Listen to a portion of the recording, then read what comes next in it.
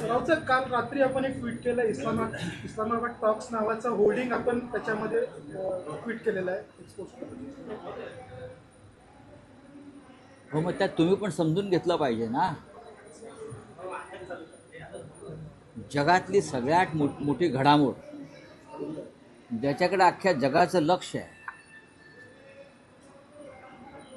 जवळजवळ महायुद्ध संपवण्यासंदर्भात America, Israel, Iran हे 3 राष्ट्र आणि इतर काही प्रमुख राष्ट्राचे लोक इस्लामाबाद टॉक म्हणून जो काय करार होतोय तिकडे आले. पण आश्चर्य वाटलं की त्या संदर्भात जे स्वागताचे होर्डिंग्स आहेत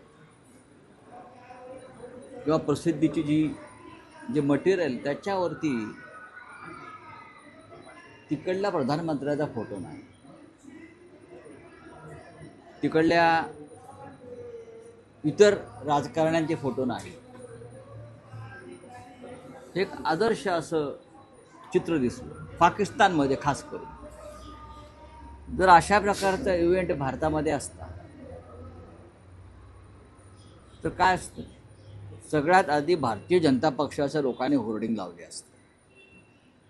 सगळ्यात आधी असं कमळ वगैरे टाकून, मग मोदी, मग तिकडला आमदार, तिकडला खासदार, आणि अख्खं रंगून टाकलं जणू काय टॉक आम्हीच करतो आहोत. ब्रिक्स असेल, काय ते G20 वगैरे ते असेल. मुंबईमध्ये मध्यंतरी ब्रिटनचे प्राईम मिनिस्टर आले, आणखीन काही जागतिक नेते आले. मला आश्चर्य वाटलं. त्यांच्या स्वागताचे बोर्ड एकनाथ शिंदे, देवेंद्र फडणवीस, देश स्वागत करतो आहे. जणू काय ते ब्रिटनचे प्राईम मिनिस्टर शिंदे गटामध्येच प्रवेश करणार होते BKCमध्ये जाऊन. आणि मोदी, काही भान ठेवलं पाहिजे. ज्या पाकिस्तानला आपण अशिक्षित अडाणी म्हणतो, त्या पाकिस्ताननी भान काय असतं जागतिक घडामोडीत ते दाखवलं. म्हणून मी माझ्यासारख्या अनेकांनी इस्लामाबाद टॉक हे तेवढ्यापुरतंच घेऊन, त्याला राजकीय पक्षीय रंग न देता, त्याचं श्रेय न घेता, पाकिस्तानच्या राज्यकर्त्यांनी कशा प्रकारे ते सगळं चित्र उभं केलं, ते भारतीय लोकांनी त्याचा अभ्यास केला पाहिजे. किंवा मग पाकिस्तानच्या राज्यकर्त्यांनी मोदींकडून शिकलं पाहिजे की अशा घडामोडीमध्ये स्वतःचीच होर्डिंगबाजी कशी करा. असं आपला आणखीन एक ट्विटद्वारे आपण इशारा दिला की ऑपरेशन टायगरचं वृत्त देणाऱ्या वृत्तपत्र आणि पत्रकारावर आपण कायदेशीर कारवाईचा इशारा दिलेला. हां, खरं आहे. वारंवार खासदारांची फोटो आणि नावं टाकली जातात, ही त्यांची मानहानी आहे. हे पक्ष सोडणार, हे शिंदे गटाला मिळणार, एवढे फुटत आहेत. एका वृत्तपत्रानं मुंबई मिरर नावाच्या 8 खासदारांचे फोटो टाकले. त्यांना काय मान सन्मान प्रतिष्ठा आहे की नाही, स्वाभिमान आहे की नाही, त्यातल्या बहुसंख्य खासदारांनी त्याचा इन्कार केला. त्यांची मानहानी झाली, त्यांच्या प्रतिष्ठेला, त्यांच्या इब्रतीला धक्का बसला. तुम्ही कोण ठरवणार हे चाललेत किंवा ते चालले? त्या सुपाऱ्या कोणाच्या आहेत? ही कुठली पत्रकारिता आहे? या वृत्तपत्रावरती कायदेशीर कारवाईची प्रक्रिया सुरू आहे. त्यांना कायदेशीर नोटीस गेलेली आहे, त्यांना माफी मागावी लागेल. नाही, मी वारंवार सांगितलं तुम्हाला. हा प्रश्न तुम्ही मला 5व्यांदा विचारताय. 5व्यांदा. मी त्याला डिनर डिप्लोमसी मानत नाही. एका केंद्रीय मंत्र्याने जेवण ठेवलं, त्याला सगळे खासदार गेले. उलट रोहित पवारांनी एक ट्विट केलं आणि म्हणतात की पुढच्या महिन्याच्या शेवटपर्यंत सत्तेतल्याच एका मोठ्या पक्षाकडनं मित्र पक्षांची शिकार होणार आहे, ही पक्की माहिती आहे असं त्यांनी म्हटलंय. त्यासोबत त्यांनी खराब प्रकरण हे असंच बाहेर आलं नाहीये, तर ठरवून आणलं असं देखील त्या ट्विटमध्ये म्हणतात. होय, मी स्वतः सुरुवातीला सांगितलेलं आहे. खरात बाबाचं प्रकरण साधं नाही आहे, त्याला राजकीय अँगल आहे. खरात बाबाच्या स्टेटमेंटमध्ये पोलिसांनी ज्या गोष्टी नमूद केलेल्या आहेत किंवा ज्या उगाळून घेतलेल्या आहेत त्या अत्यंत महत्त्वाच्या. जसे कोण किती मिनटं बोललं, कोणाशी बोललं, ही अत्यंत गोपनीय माहिती असते. पण मुख्यमंत्री कार्यालयांच्या मदतीनं ती माहिती बाहेर आली. कोणाला तरी ती माहिती बाहेर काढायची की खराशी कोणते नेते कधी किती मिनटं किती वेळा बोलले. ही अत्यंत गोपनीय माहिती आहे. CDR वगैरे वगैरे वगैरे ती कोणाच्या व्हॉट्सअपवरती सहज पाठवत नाही. मला जे काय कळतं, जे काय आम्ही इतके वर्ष पत्रकारिता आणि राजकारणामध्ये काम केलेलं आहे त्यानुसार ही माझी माहिती आहे. CDR मला मिळणार नाही. मी खासदार आहे इतके वर्ष, मला कोणी देणार नाही किंवा माझ्या व्हॉट्सअपवर कोणी पाठवणार नाही. ज्याच्या हातामध्ये सूत्र आहे ते गृहमंत्रालय किंवा मुख्यमंत्री, त्यांच्या मदतीशिवाय CDR तुम्हाला मिळू शकणार नाही. त्याच्यामुळे जे ते म्हणतायत ते सत्य आहे की खरात बाबाच्या माध्यमातून अनेक गोष्टी उघड केल्या जातात. खरातच्या खांद्यावर बंदूक ठेवून शिकार कोणाची करायची असं रोहित पवारांना खरात संकेत द्यायचे. एक शिकार लक्षात कोणाची होणार? बघा, खरातचे खांदे म्हणजे काय असे महान खांदे नाही आहेत.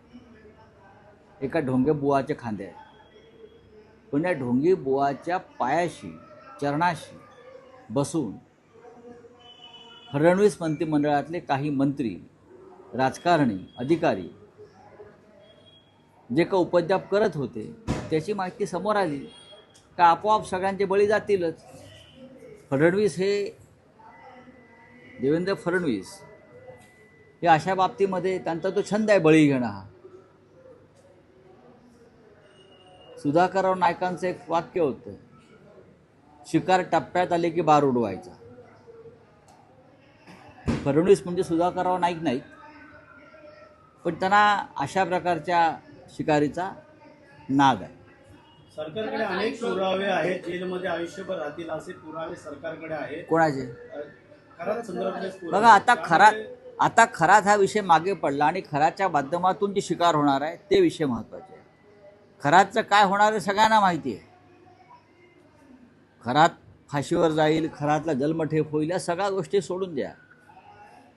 खरात फाईल्समधून ज्या गोष्टी पुढे येणार आहेत किंवा ज्या कागदावरती उतरलेल्या आहेत पोलीस तपासात, जे अत्यंत गोपनीय अद्याप तरी आहे, त्यानंतर जी वादळ येणार आहे ते महत्त्वाचं. रोहित पवारांनी तर टाइम लिमिट पण केलेली दिलाय. आहे बीडच्या एका व्यक्तीने की सुमित्रा पवारांच्या जीवाला धोका आहे. नाही, ठीक आहे, बोला. छगन भुजबळांचा क्या है उसमें? इस्लामाबाद टॉक्स हो रहा है पाकिस्तान में, विश्व के लिए बहुत महत्वपूर्ण, और पूरा विश्व जहाँ देख रहा है इस्लामाबाद में क्या हो रहा है. क्या युद्ध रुकेगा? क्या सीज फायर की अवधि बढ़ेगी? क्या समझौता होगा?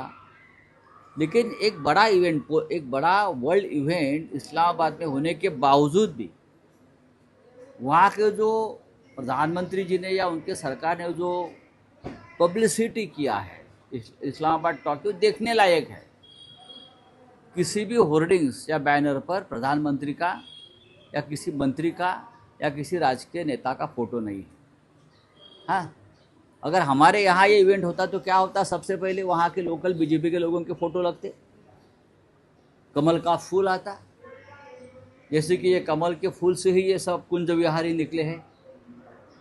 हाँ, फिर ये पूरे एयरपोर्ट से लेकर जहाँ तक ये गेस्ट जाएंगे होटल या आसपास, वहाँ पूरा वो रोड्स पूरा भर देते BJP BJP BJP, Modi Modi Modi. Mumbai में बीच में आए थे ब्रिटेन के प्राइम मिनिस्टर और कुछ लोग आए थे, देवेंद्र फडणवीस, एकनाथ शिंदे, उनके पार्टी के लोग, इतने बड़े बड़े होर्डिंग. अगर आपके संबंध क्या है? ये एक नेशनल इंटरनेशनल इशू है, आप स्वागत कर रहे हो उनको, इसलिए बोला आप जाकर देखिए. इस्लामाबाद टॉक चल रहा है, पूरा वर्ल्ड देख रहा है वहाँ क्या हो रहा है. किसी एक राजनेता का फोटो वहाँ नहीं है, ना प्रधानमंत्री का, ना किसी मंत्री का, ना सत्ताधारी पार्टी का. हमारे यहाँ तो पूरा तमाशा बना देते हैं लोग. विदेश नीति का जो टॉक्स है वो फेल हो गया है, तो इसमें विदेश नीति अभी क्या करेगी? देखिए, और 12 दिन बाकी है. मुझे लगता है 2 वीक्स का सीज फायर का जो मुदत है, और 12 दिन 13 दिन बचे हैं ना, 10 दिन बचे हैं ना। मुझे ऐसा लगता है टॉक फेल नहीं होगा, ये बातचीत आगे चलती रहेगी और डेफिनेटली उससे कुछ ना कुछ हल निकलेगा। सर, अमित शाह का बदला ये बयान आया हुआ है, अब किस तरह से देखते हैं? क्या बदला, अमित शाह ने कहा है बदला लेंगे। किसका बदला लेंगे? किसका बदला लेंगे? आपके हाथ में है क्या? जब तक आपके पास सत्ता है, ईडी सीबीआई है, पुलिस है, तब तक आप ये भाषा करते रहेंगे। ये कोई एक सभ्य गृह मंत्री की भाषा नहीं है। ये भाषा किसकी है? ये भाषा गुंडे की है। सर, राहुल गांधी ने कहा है कि बीजेपी और आरएस संविधान को खतरा है सबसे बड़ा। इस बात में आपको क्या कहना है सर? क्या कहेंगे? राहुल गांधी सच बोल रहे हैं ना। हम देख रहे हैं देश में क्या चल रहा है। जिस तरह से पश्चिम बंगाल में लाखों लोगों का वोटों का अधिकार खत्म कर दिया, ये संविधान को खतरा है। आप विशिष्ट जाति धर्म के लोगों को वोट नहीं करने देते, जो इस देश के अधिकृत नागरिक है। ये खतरा है, संविधान का खतरा है। संविधान के खिलाफ आप काम करने जा रहे हैं। सर, फडणवीस म्हणतात की पवारांचा आणि वारकरी विचारांचा काही संबंध नाही। ठीक आहे, तुमचा संबंध आहे ना।